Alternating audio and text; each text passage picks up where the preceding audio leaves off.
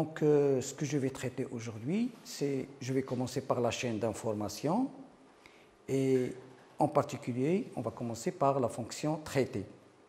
C'est le système de numération ou ce qu'on appelle la représentation des nombres. Par la suite, il sera suivi de la fonction toujours traitée, on restait toujours dans la fonction traitée, c'est la logique combinatoire. Et on va revenir par la suite à la fonction acquérir, tout ce qui est capteur et codeur. Donc, pour commencer par le plan de la leçon, on va faire une petite introduction, écriture de la base, système binaire et le système hexadécimal. Donc, dans ce chapitre, on va mettre l'accent surtout sur les parties qui intéressent les élèves de Sciences Maths B, bien qu'on y en a encore d'autres systèmes de numération, à savoir l'octal, le BCD et d'autres. Donc, cette séance sera focalisée surtout sur les deux systèmes, le binaire et l'hexadécimal, et le passage de l'un à l'autre. Alors, l'introduction. Nous sommes habitués depuis notre enfance à utiliser le système numérique décimal qui utilise la numération à 10 chiffres, car nos ancêtres ont commencé à compter par leurs doigts, les 10 doigts. Donc, ce système est appelé la base 10. Mais les ordinateurs ne fonctionnent pas en utilisant les propriétés d'électricité, ne connaissent que 1 ou 0, c'est-à-dire absence de courant ou présence de courant. Donc, 1, c'est présence de courant, 0, c'est absence de courant. D'où l'intérêt de comprendre certaines bases de numération binaire, décimale, hexadécimale, et d'être capable d'effectuer des conversions entre elles. L'écriture d'une base. Pour la règle, on élève la base utilisée à la puissance du rang de chaque chiffre et on multiplie par le chiffre du rang. Et on additionne l'ensemble. Cette règle est applicable dans toutes les bases. Pour illustrer tout ça, je prends l'exemple d'un nombre. Je prends à titre d'exemple 502 dans la base 10. 5, il est de rang 2. Le rang de 0, c'est 1. Et le rang de 2, c'est 0. Et bien sûr, 5, il a le poids le plus fort. Et le 0, c'est le poids le plus faible. C'est le même principe qui est utilisé dans n'importe quel système de numération. Alors, le système binaire, puisque les ordinateurs, comme on l'avait dit tout à l'heure, ne savent faire que la distinction entre deux niveaux, présence ou absence de tension, le seul système adapté est donc un système de base appelé système binaire. Ce système ne comporte que deux chiffres, 0 et 1, qu'on appelle bytes. Voilà, c'est l'abréviation en anglais de binary unit. L'exemple. Je prends ici à titre d'exemple un mot de 8 bits que vous avez ici en bas. Le voilà. Donc, c'est ce 1-là, il a le poids le plus fort, et le dernier 1, il a le poids le plus faible.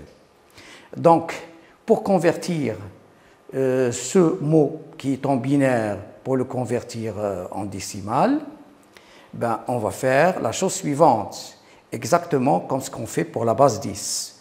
Ben, ce 1, bon, je commence déjà par ce 1-là, c'est 1 fois 2 à la puissance 0.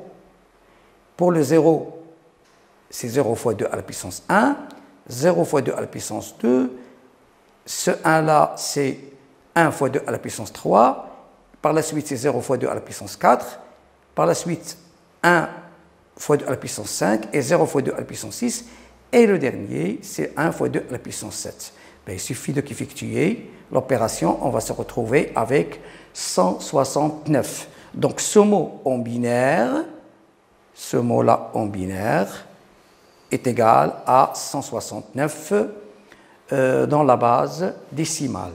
Donc, les poids, comme vous l'avez constaté, sont respectivement 1, qui correspond à 2 à la puissance 0, 2, qui est égal à 2 à la puissance 1, etc. Ici, 2 à la puissance 7, qui est égal à 128, et on ne s'arrête pas là, on peut aller jusqu'à...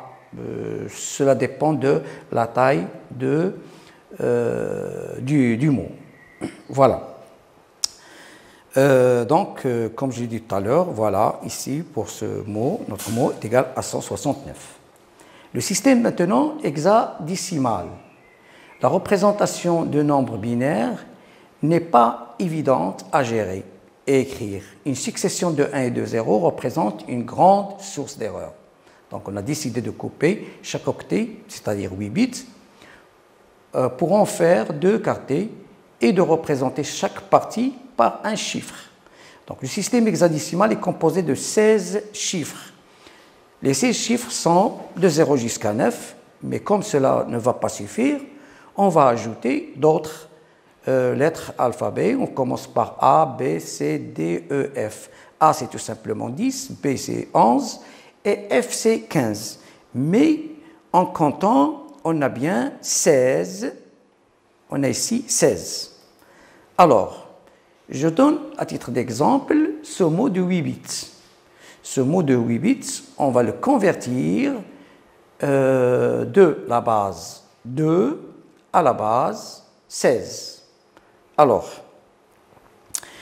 mais malheureusement, nous, on ne sait compter que dans la base 10. Donc, comment faire? Je vais commencer par ce quartet-là. Donc, ici, c'est 1100. Donc, c'est 1 fois 2 à la puissance 3, 0 fois 2 à la puissance 2. Donc, finalement, la même démarche, comme tout à l'heure, ça nous donne 10. Et on avait vu que 10, c'est bien A. Et on va faire la même chose pour le deuxième quartet, 1, 0, 0, 1, qui nous donne 8, puisque c'est 1 fois 2 à la puissance 3, 0, c'est le deuxième, fois 2 à la puissance 2, 0 fois 2 à la puissance 1, et 1 fois 2, 1 fois 2 à la puissance 0. Donc ici, normalement, c'est au lieu de 0, je dois avoir ici un 1. Donc 8 plus 1, ça donne 9. Donc ce mot en binaire, ça correspond à A9 en hexadécimal. Alors, un quartet peut varier de 0, 0, 0 jusqu'à 1, 1, 1. On constate que l'on obtient une valeur comprise entre 0 et 15. Cela fait 16 combinaisons. Ça, c'est ce qu'on avait dit tout à l'heure. Les 10 chiffres du système décimal ne suffisaient donc pas pour coder ces valeurs. On a été obligé d'ajouter des lettres d'alphabet, hein, qu'on avait considérées comme des chiffres. Ce système de numérotation est appelé système hexadécimal, c'est la base 16. Donc, les lettres qu'on avait ajoutées sont respectivement A, qui correspond à 10, B, 11, 12, on va la remplacer par C, ainsi de suite jusqu'à F. Et les puissances sont respectivement, cette fois-ci, tout à l'heure on avait vu des 2 à la puissance 0, 2 à la puissance 1, 2 à la puissance 2 et 2 à la puissance 3. Cette fois-ci, c'est 0 à la puissance 0, 16 à la puissance 0, 16 à la puissance 1, 16 à la puissance 2 et 16 à la puissance 3. On peut bien sûr rajouter d'autres. Voilà ici un tableau de conversion des chiffres du quartet. Donc, en binaire 0, 0, 0, c'est bien, en décimal, ça correspond à 0, et en hexadécimal, c'est 0. Bon, je peux faire, c'est facile à faire. Par exemple, si je prends celui-là, c'est bien 1, 1, ce 1, c'est 1 fois 2 à la puissance 3, plus 1 fois 2 à la puissance 1. Donc, ça donne 10. Voilà. On peut faire la même chose ici. Pour celui-là, c'est 1 fois 2 à la puissance 3, plus 1 fois 2 à la puissance 2, plus 1 fois 2 à la puissance 1. Ça donne 14. Voilà. Et 14, ça correspond en hexadécimal à E. Voilà. Alors, conversion d'un nombre hexadécimal pour passer de l'hexadécimal en décimal. La méthode de conversion étudiée précédemment s'applique ici.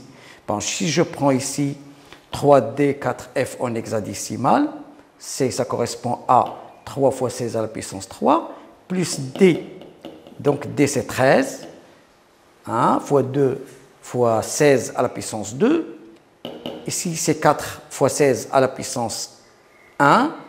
Et F qui correspond à 15 fois 16 à la puissance 0 qui est égal à 1. Donc, ce mot-là en hexadécimal, ça correspond à, une fois converti, à 15 695 en décimal. On peut faire pareil pour le deuxième exemple.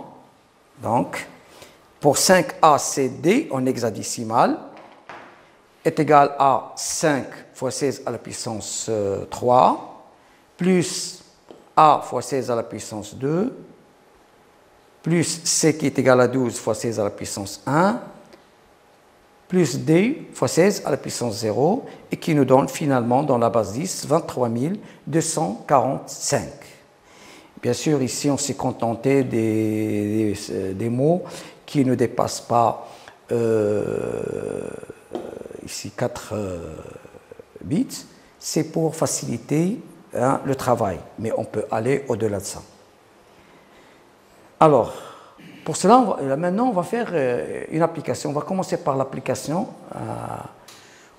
Donc, maintenant, on a, dans le premier exemple, on a un mot qui est exprimé dans la base 10, en binaire plutôt, et on va le convertir dans la base 10. La méthode, c'est celle que j'ai développée tout à l'heure.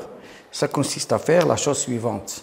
Je vais commencer par le 1 ici, c'est 1 fois 2 à la puissance 0, plus, pour le 0, c'est 0 fois 2 à la puissance 1, plus 0 fois 2 à la puissance 2, plus 1 fois 2 à la puissance 3, plus 1 fois 2 à la puissance 4, plus 1 fois 2 à la puissance 5.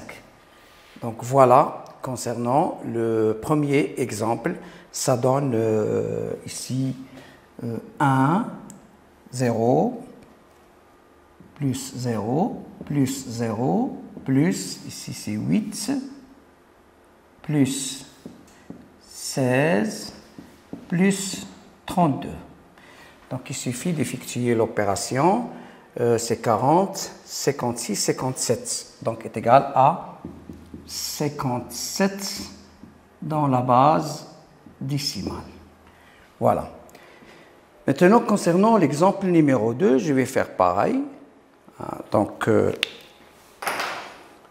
c'est 1 fois 2 à la puissance 0, plus 1 fois 2 à la puissance 1, plus 0 fois 2 à la puissance 2, plus 1 fois 2 à la puissance 3, plus 0 fois 2 à la puissance 4, plus 0 fois 2 à la puissance 5, plus 1 fois 2 à la puissance 6. Et plus 1 fois 2 à la puissance 7. Donc il suffit de faire la somme et on se retrouve avec la conversion dans la base 10. Voilà, donc c'est 1 plus 2 plus 0 plus 8 plus 0 plus 0 plus donc 8 16 32 64 plus 128. Donc il suffit d'effectuer les calculs et on va trouver la conversion dans la base 10. Maintenant pour l'application 2, exactement ce qu'on avait fait dans la base pour les exemples précédents. F c'est bien 15 fois 16 à la puissance 0 plus E c'est 14 fois 16 à la puissance 1 plus 8 fois 16 à la puissance 2, plus 2 fois 16 à la puissance 3. Là aussi, il suffit de faire la somme pour trouver le résultat, c'est la conversion dans la base 10. Je vais faire pareil maintenant pour l'exemple suivant. C'est 9 fois 16 à la puissance 0, plus f c'est 15 fois 16 à la puissance 1, plus b c'est 11, donc 11 fois 16 à la puissance 2, plus a c'est 10 fois 16 à la puissance 3. Et pour cela, on peut utiliser le tableau qu'on a déjà donné tout à l'heure. Le voilà, ce tableau-là. Parce qu'on a directement 16 à la puissance 1, 16 à la puissance 0, 16 à la puissance 1, la puissance 2, ainsi de suite. Voilà. Voilà pour ça, cette conversion de la base 2 et la base 16 vers la base 10. Donc, il suffit d'effectuer les calculs. Alors, maintenant, on va passer à l'application 4. L'application 3 plutôt.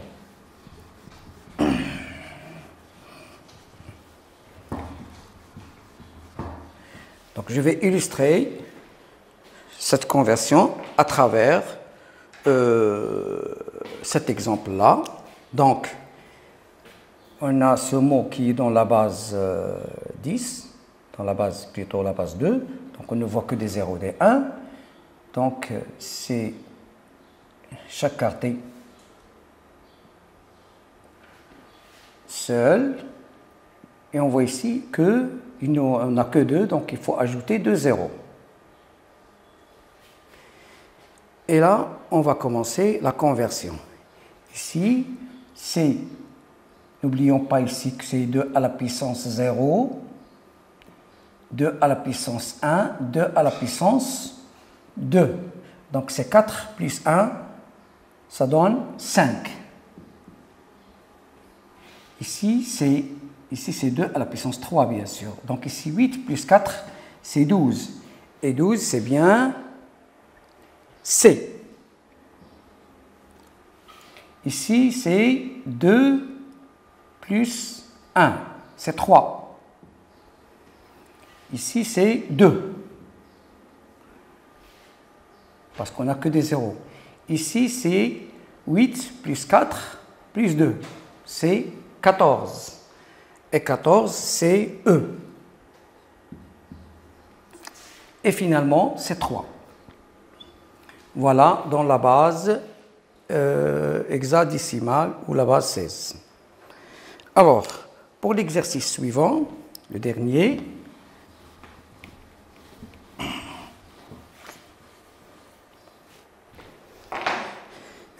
je vais faire pareil, je vais commencer toujours à droite. C'est 14, donc, comme vous le savez, il ne faut pas oublier 8 à la puissance, plutôt 2 à la puissance 3, 2 à la puissance 2, 2 à la puissance 1 et 2 à la puissance 0, respectivement 1, 2, 4 et 8. Donc pour E qui est égal à 14, c'est bien 8 plus 4 plus 2. Donc c'est 1, 1, 1, 0. Donc ici c'est 1, 1, 1, 0. Voilà pour le premier. Pour 3, c'est 1, 1, 0, 0. Parce que c'est 2 plus 1. Pour C, c'est bien 13. Donc, c'est 12. 12, c'est 1, 1. Donc, ici, on a 1, 1, 0, 0. Pour 0, c'est 0 partout.